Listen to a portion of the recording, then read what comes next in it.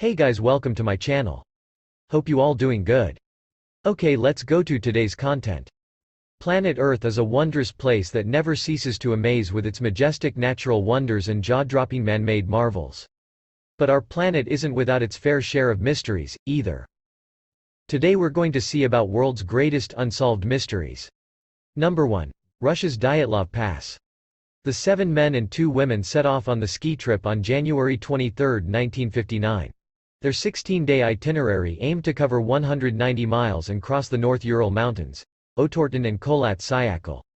The plan had been to make contact by telegram from the final point, a village called Vizhay, but this never happened.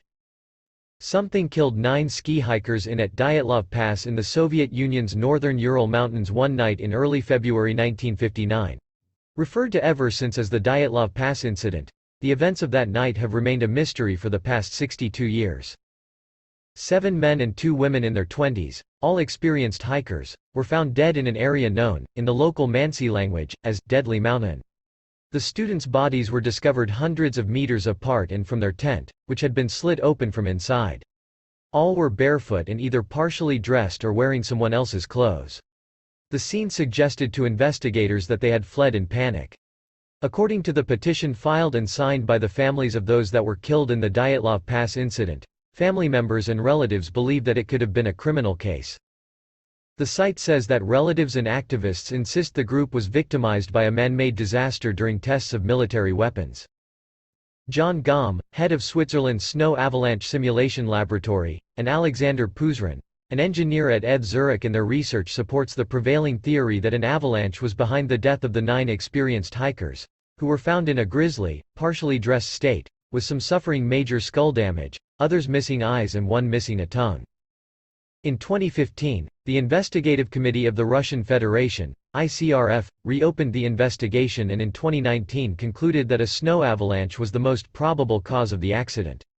The results of this investigation have been challenged recently by the Office of the Prosecutor General of the Russian Federation, who in 2019 started its own investigation and in July 2020 came to the same conclusion as ICRF. But skeptics have long argued that the injuries the hikers sustained were inconsistent with those of an avalanche, which normally cause asphyxiation. What forced a group of half-naked young people to abandon their camp and run out into the cold? Why did they split up to be found in groups of 2 and 3? What might have caused their brutal injuries? Could an argument have erupted between the group members? Maybe they stumbled upon escaped prisoners or hostile Mansi tribesmen. Perhaps they saw something they shouldn't have, such as top-secret military activity, aliens, or even something supernatural. Still, it remains as mystery. Number 2. Have you ever wondered, where is Malaysia Airlines Flight 370? What are some explanations for the disappearance of Malaysia Airlines Flight 370? Are people still looking for Malaysia Airlines Flight 370? It may seem strange to think that people could have lost an entire airplane. But go on, and you'll find that's just the first of many unanswered questions in this case. Malaysia Airlines Flight 370, MH370, took off at 12:41 a.m. on March 8, 2014. It departed on a Boeing 777 from Kuala Lumpur with 227 passengers and 12 crew members on board. The plane was meant to land in Beijing the next morning, but it never arrived. The plane lost contact with Malaysia Airlines and crashed at an unknown location, killing all 239 people on board. One theory claims that many relatives were able to hear a ringing tone for up to 4 days after the crash, so the doomed jet could not have smashed into the Indian Ocean. 19 families have claimed the devices of their loved ones rang for up to 4 days after the jet went missing. However, wireless analysts claim that phone firms sometimes use a phantom ringing sound when the device is not active. In a new report for The Atlantic, aviation expert William Langwish explores the most likely scenario of what happened, and the troubled personal life of the pilot Zahari Ahmad Shah. He told The Atlantic, "Zahari Ahmad Shah was an examiner. All he had to say was, 'Go check something in the cabin,' and the guy would have been gone." The most prominent and likely theory at this stage is that Mr. Shah deliberately downed the plane in a murder-suicide.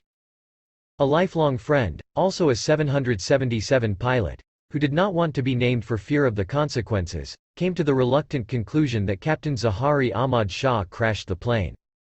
The lifelong friend says Shah likely tricked his co-pilot Fariq Hamid, who was on his final training flight, into leaving the cockpit. As well as a turbulent personal life, Shah was very active on social media, often leaving messages on the profiles on twin models, and making a number of political statements critical of the government.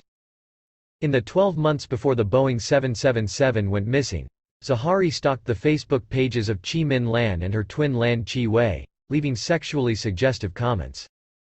Throughout 2013, the 53-year-old made 97 separate Facebook comments directed at Ms. Lan. A vast majority of his messages were ignored.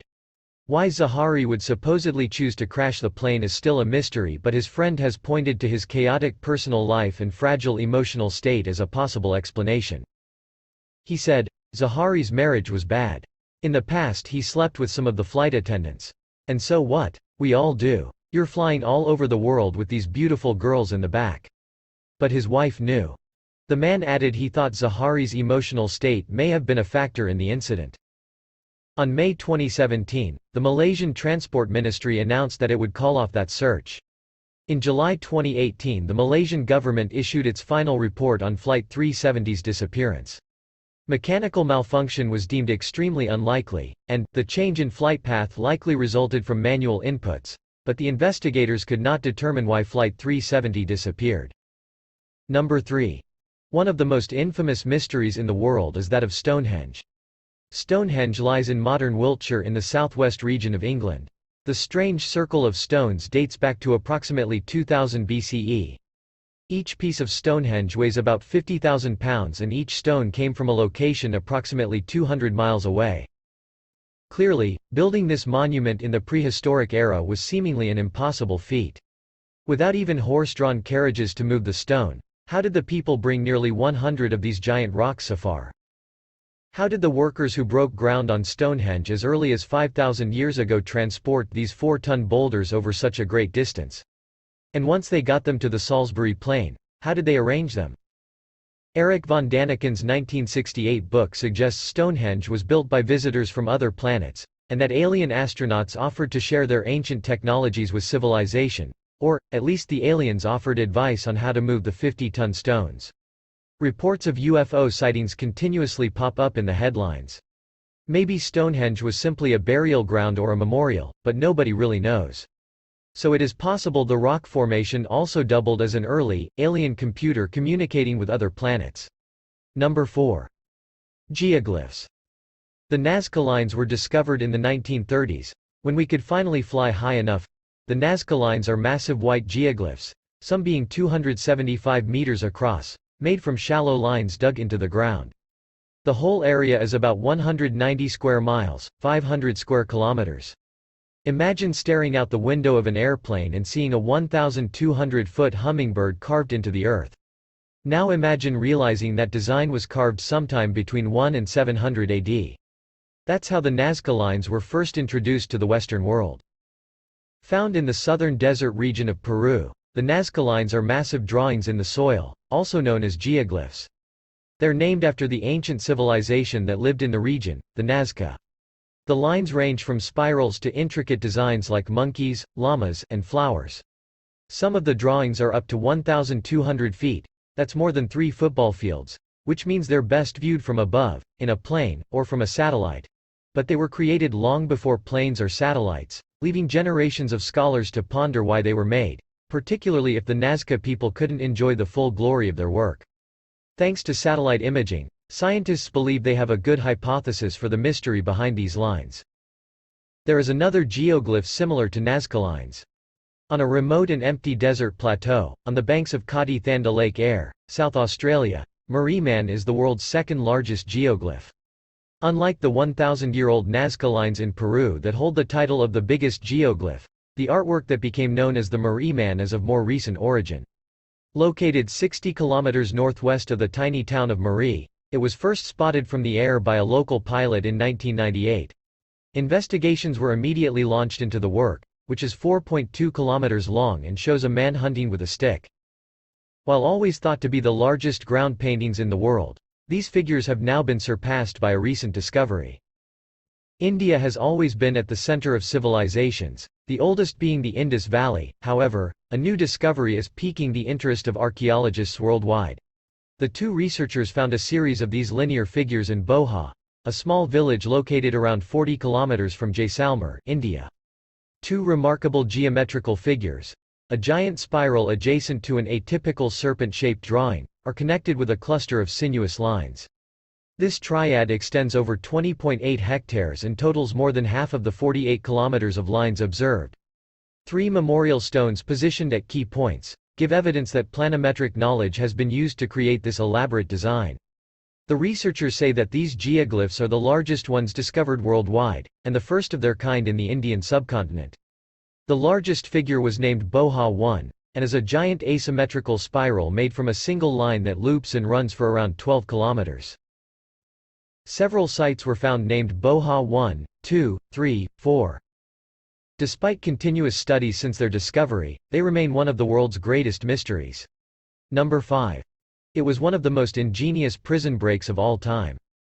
On June 12, 1962, an Alcatraz federal penitentiary guard on his morning rounds noticed 3 inmates had not woken from their slumber. When he pushed at the sleeping frame of one man, his head rolled off the bed. It was a dummy.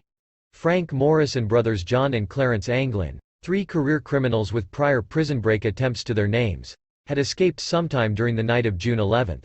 It was a plan months in the making.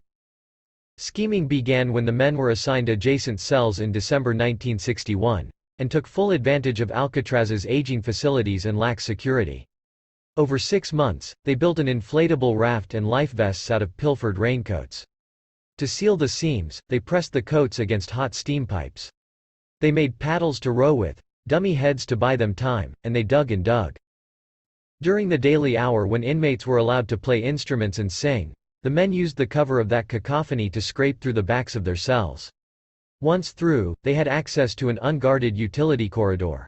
From there, all they had to do was climb to the roof, remove the bolts from a ventilation shaft, and crawl to freedom.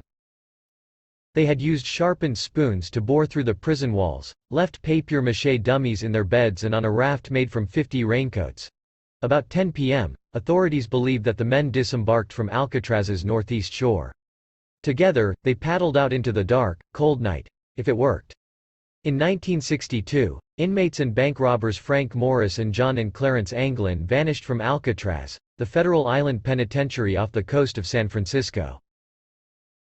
From this point, there are very few facts anyone agrees on. For nearly 60 years, it has remained Alcatraz's greatest mystery. No bodies surfaced, but neither did any sightings that led to arrests. To this day, the U.S. Marshal Service keeps an open file on the escapees. That's the top 5 unsolved mysteries in the world. There are lots of mysteries in the world. Even life is a mystery. Is life a dream?